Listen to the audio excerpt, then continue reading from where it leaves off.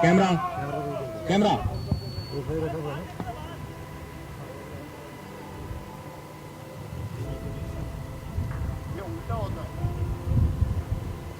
तो लैंड करो।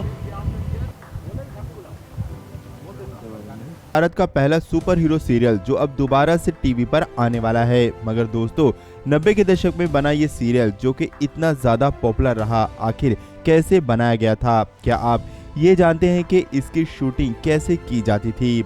शक्तिमान भारत का पहला ऐसा सुपर हीरो था जो न सिर्फ बच्चों के बीच में बल्कि नौजवानों से लेकर बुजुर्गों के बीच में भी काफी ज्यादा पसंद किया जाता था। शक्तिमान के बारे में इसके निर्माता और निर्देशक मुकेश खन्ना ने एक इंटरव्यू के दौरान बताया था कि उन्हें शक्तिमान बनाने का आइडिया एक मूवी देखने के बाद आया था। इसी तरह सीरियल के डायरेक्टर दिनकर जानी के मुताबिक इस सीरियल को पहले आकाश नाम से बनाए जाने का विचार था, क्योंकि सीरियल का हीरो आसमान से आता था। इसकी स्टोरी दिनकर जॉनी और मुकेश खन्ना ने राजश्री प्रोडक्शन को सुनाई, लेकिन इसकी स्टोरी प्रोडक्शन को पसंद नहीं आई, जिसके बाद राजश्री प्रोडक्शन ने इसे रिजेक्ट कर दिया।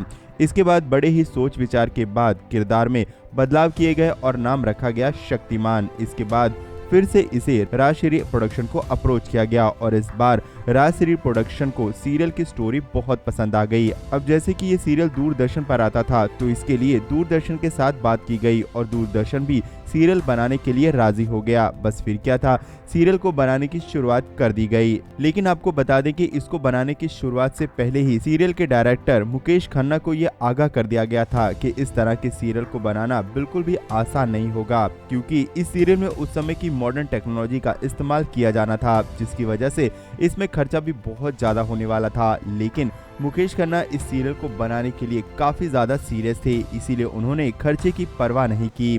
आपको जानकर ये हैरानी होगी कि इसे बनाने के लिए मुकेश खन्ना के पास पैसे भी नहीं थे। इसके बावजूद उन्होंने जब अपने एक दोस्त से इस सीरियल को बनाने के लिए मदद मांगी तो उनके दोस्त ने उन्हें 8 लाख रुपए देने के बदले इस सीरियल में 50% की भागीदारी मांग ली। मुकेश खन्ना को 50% की भागीदारी देना बिल्कुल भी सही नहीं लगा, इसीलिए उन्होंने वह रकम उधार के तौर पर ले ली। इसके बाद मुकेश खन्ना ने ये सीरियल बनाया और ये सीरियल बहुत ही ज्यादा सक्सेसफुल हो गया। इसकी सक्सेस के साथ ही मुकेश खन्ना ने अपने दोस्त के लिए 8 लाख रुपए ब्याज के साथ लौटा दिए, जो कि करीबन 16 लाख की भारी रकम बनी। लेकिन दोस्तों अभी तो सिर्फ शक्तिमान बनने की शुरुआत थी, इसीलिए पैसे की जरूरत तो अभी और भी थी। इसके बाद मुकेश खन्ना ने अंबु मुरारकर से मदद मांगी। अब आप जानकर हैरान हो जाएंगे कि अंबु मुरारकर ने बिना किसी ब्याज के मुकेश खन्ना को 75 लाख रुपए उधार दे दिए।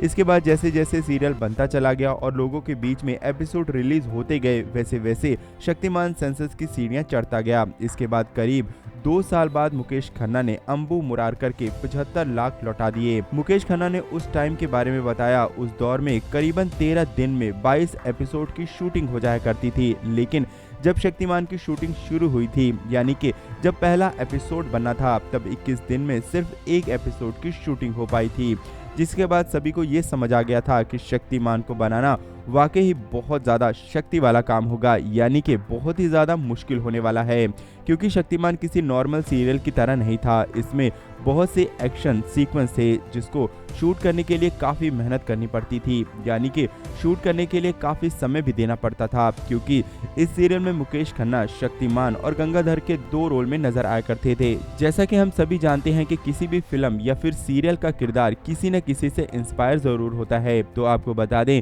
कि शक्तिमान में गंगाधर का किरदार एक अमेरिकन कॉमेडियन से इंस्पायर था, क्योंकि कहा तो यही जाता है कि Gangadhar American comedian Jerry Lewis से प्रभावित थे और इसकी पुष्टि मुकेश खन्ना ने खुद एक पुराने इंटरव्यू में दी थी। और इस किरदार को ऐसा इसलिए चुना गया था ताकि किरदार फनी रहे और बच्चों के बीच में ये काफी ज्यादा पॉपुलर हो सके। सीरियल रिलीज होने के बाद वाकई ही ऐसे ही हुआ। बच्चों पर तो इसका प्रभाव इतना ज्यादा हुआ कि कुछ बच्चे शक्तिमान की तरह ही गोल गोल घूमने की कोशिश भी करने लग गए थे, जिसकी वजह से उन्हें चोट भी लग गई थी।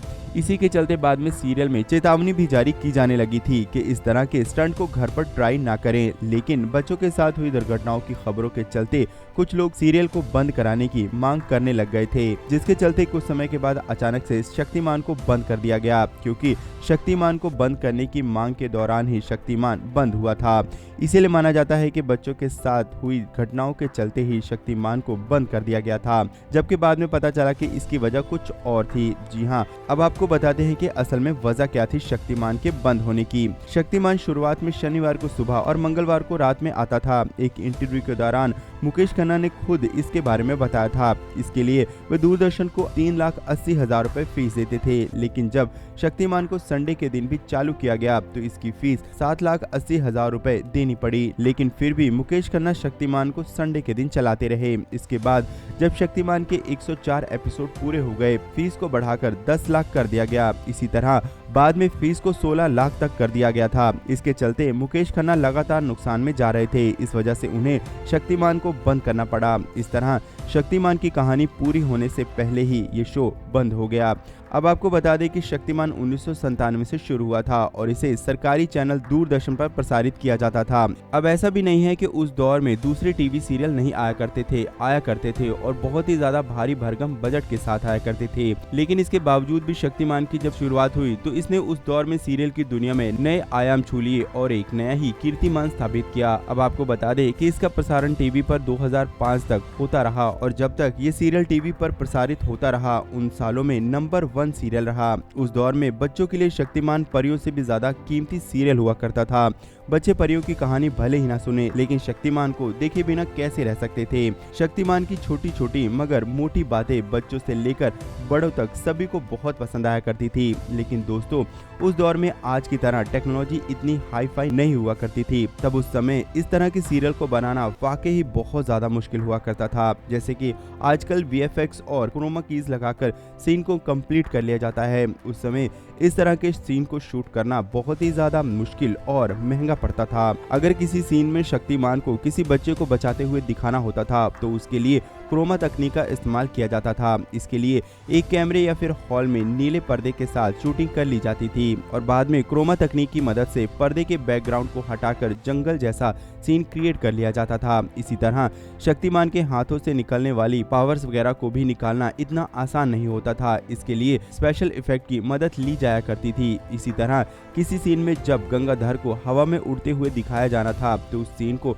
शूट करने के लिए क्रेन में बड़ी बड़ी तारों को बांध दिया जाता था और उन तारों के साथ गंगाधर को बांधकर हवा में उड़ने वाला सीन को शूट कर लिया जाता था। ऐसे सीन को शूट करने के बाद जिन तारों से किरदार को बांधा जाता था उन्हें बाद में एडिटिंग करते वक्त हटा दिया जाता था। ऐसा करने के बाद ऐसा लगता था कि गंगाधर वाकई ही हवा में उड़ रहा है, जो कि देखने में काफी ज्यादा शानदार लगता था। हालांकि ऐसे सीन्स को करने के लिए बहुत बार स्टंटमैन का इस्तेमाल किया जाता था, लेकिन मुकेश खन्ना ऐसे डेंजरस सीन्स में खुद ही शूट कर लिया करते थे। ऐसे ही एक सीन को शूट करने के दौरान मुकेश खन्ना एक बार 100 फीट की ऊंचाई से गिरकर घायल हो गए थे। इस एक्सीडेंट में उनके पैर की हड्डी टूट गई थी, जिसकी वजह से उन्हें 1 महीना व्हीलचेयर पर गुजारने पड़े थे। वैसे दोस्तों, शक्तिमान के कितने एपिसोड आपने देखे हैं? आप शक्तिमान देखने के लिए क्या क्या हरकतें किया करते थे? आप हमें कमेंट में लिखकर जरूर बता सकते हैं। दोस्तों, क्या आपको भी शक्तिमान के आने का इंतजार है या फिर नहीं? आप अपनी राय हमें कमेंट में लिखकर जरूर बताएं। आगे की ऐसी वीडियोस के लिए आप चैनल को जरूर सब्सक्राइब कर लें।